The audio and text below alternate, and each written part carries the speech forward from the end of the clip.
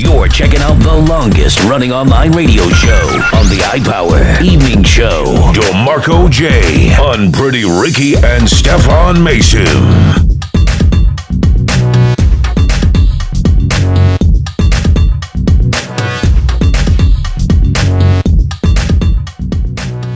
It's time now for the Clown Donkey Hall of Shame. What kind of fool am I? Somebody done act a fool. Somebody done put their foot in their mouth. The bottom line is, I think you're a complete jackass. Worse than a female. Now say some more. I knock your ass right back down, fake ass wanna be preaching, no members having mother. Time for that induction ceremony. Mean, just plain mean. I might as well be working for white folks. The iPower Evening Show. This week's Clown Donkey Hall of Shame for Friday, July 19th, 2019, goes out to the Chicago Police. Yes, it's no secret that the CPD has an estranged relationship between law enforcement and the black and brown communities in that city. Now, as we know it, the city of Chicago is not just one of the most racist cities in America, besides Boston, right? But Chi-Town is the most segregated city in America, with the red lining is very thickened, where segregation is huge between whites, blacks, and Hispanics. Now, yes, we're all familiar with the senseless black-on-black crimes in Chicago, where multiple deaths occur every day in the Chi, where no black person in the neighborhoods is safe from each other. But it's not just African-American Chicagoans gotta worry about that coming from their own. Black people in Chicago worry about the two most important things at this time. Do you know what those two things are, DeMarco and Stefan? Getting shot by somebody black who looks like us, and getting shot by law enforcement who hate us. DeMarco, I think you just hit bingo! Oh, of course. Stefan, let's say you. What is the biggest fear for black people in Chicago today? Well, like DeMarco said, worry about getting shot by somebody black and fearing for my life when a cop pulls me over, praying that I make it home alive to my wife and my children. 100% Absolutely. facts. For me, I feel the same way. Even though I don't live in Chicago, nor have plans to visit Chicago no time soon, for the exception of visiting the mosque in Chicago on a Sunday just to hear the Honorable Mr. Louis Farrakhan speak the truth, or visit Father Flagler's church, praying and taking action to help curb the senseless violence that is taking innocent lives of young black and brown children. But it's not just our own people that are taking our lives senselessly for no apparent reason, but like I said, Chicago police has a corrupt history and killing of unarmed black men and women senselessly based on somebody's false accusation or the police preconceived notion about an African American who they see as a threat to society based on skin color, which makes some of these bigoted and rogue cops in fear for their lives, which results in deadly force, feeling justified of killing an unarmed black person who fears for their own lives once they see color. But back to the matters at hand on why I'm giving the Chicago police the clown donkey. They were looking for a reason to kill this black family in their own Chicago home based on a lie. Yes, Chicago police has a history of lying, planting evidence, framing black and brown people. Yes, history speaks for itself. Let's go to CBS 2 Chicago for the report. What were they saying? Come out with your hands up. Dominique Wilson says she feared one wrong move and any one of her children might have been shot. I was very, very, very scared, nervous. It was early morning on a school day when she and her children woke up to a swarm of officers. They had their guns pointed at me and my children. Police yelling over a bullhorn for them to get out of their home. And you came all the way out here? All the way out. They say walk, keep your hands up, walk. So you were surrounded by police right Surrounded by police right now with rifles pointed at us. Then she says those assault rifles held by SWAT officers followed their every move. The rifles are pointed at us as we walking. Royal Wilson, the child at the back of the line, says they were all crying, especially his little sister. I was worried about my sister most because she only 6 years old. And things were about to get worse. They say turn, turn, turn.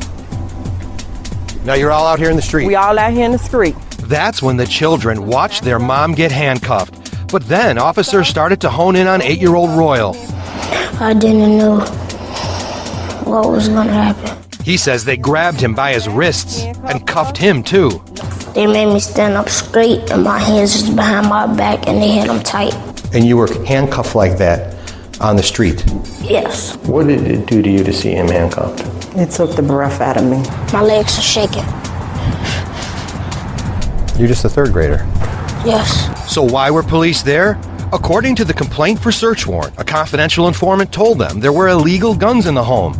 And based on that John Doe's word, the search warrant was granted. But it was bad information and there were no guns found in any rooms. So the family said police then started tearing apart the ceiling. Meanwhile, the 8-year-old was still cuffed. And then you had them there for how long? 30 minutes? Yes. For nearly a year, the CBS 2 investigators have been exposing an alarming pattern of police traumatizing children during other wrong raids, swearing at children, pointing guns at them, and handcuffing innocent parents and relatives in front of them.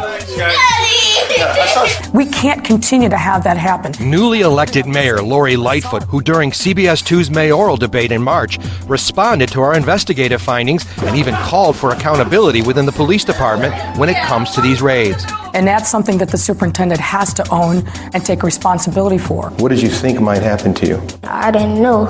I was just scared. And around the same time the third grader was being cuffed, the city of Chicago was settling a lawsuit related to another innocent young boy. He's scared. It happened last year. He was just 10 years old and was so scared he urinated in his pants. They're making him pee on himself. They just have a modus operandi where they come on with excessive force from the very beginning. It's a strategy.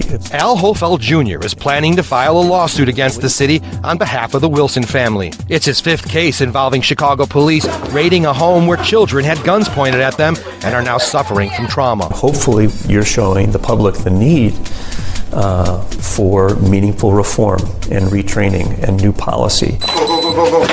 In fact, our ongoing CBS 2 investigation into how wrong police raids affect children has led to proposed legislation. House Bill 51 outlines steps officers would have to take when children are present during police activity to make sure they're safe from harm, both psychologically I be waking up in the middle of the night.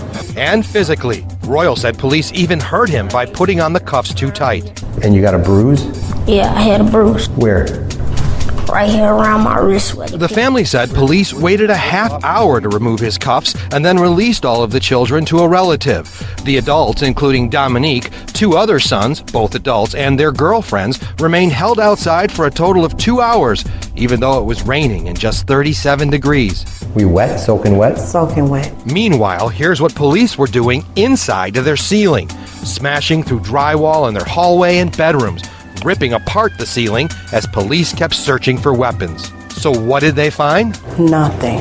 So they raided your home, pointed guns at your kids, and they blew out your ceiling to search for guns, and they found nothing. Nothing. According to the search warrant, the informant claimed one of her adult sons who was visiting had guns in the house, but there were none, and no one was arrested. Where were the rifles pointed? Towards us. But it's the treatment of children by police that really angers this mom. No one should get treated the way that me and my family and all these other families got treated. These are children that's being traumatized. Superintendent Johnson has declined our repeated requests for an interview. Chicago police say it is not CPD protocol to handcuff children. Initially, they say they did not know the age of the child, and once the age of the child was determined, handcuffs were removed. Wow.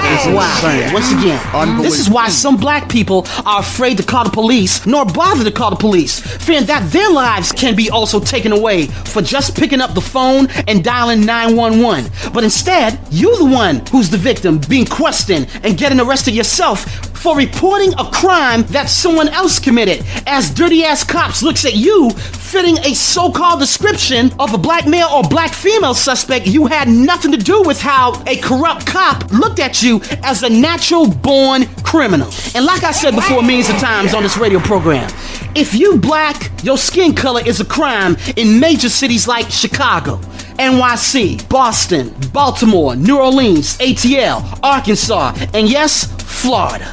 See, the double standard on how some rogue and racist cops can get away with the crimes they committed on some African Americans who obey the law, but it's being black that you fear the most gives you a reason to light somebody's ass up who you think fit the description of a black carjacker you just done made up?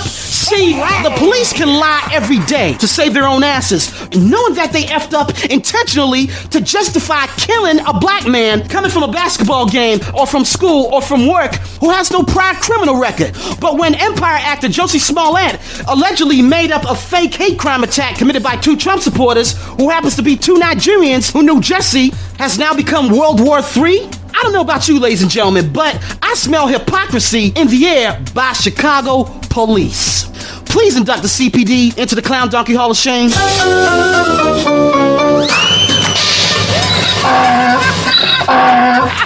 Thanks, Ricky, for your Clown Donkey Hall of Shame. You broke it down.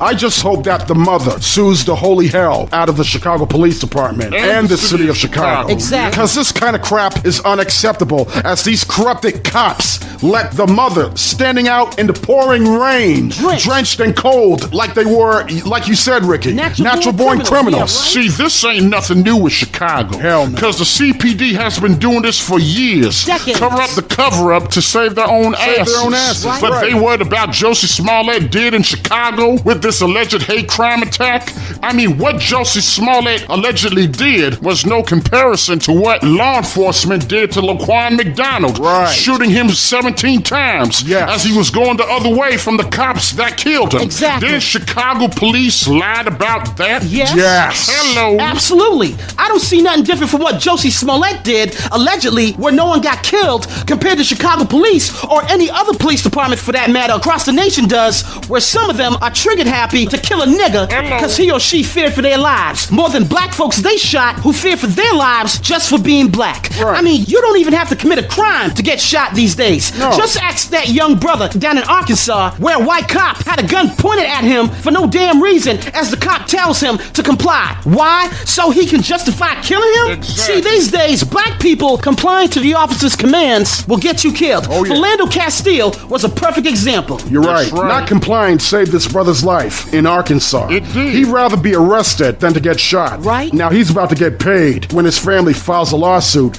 against the police department for lying on camera that this brother had a gun. I hope wow. so.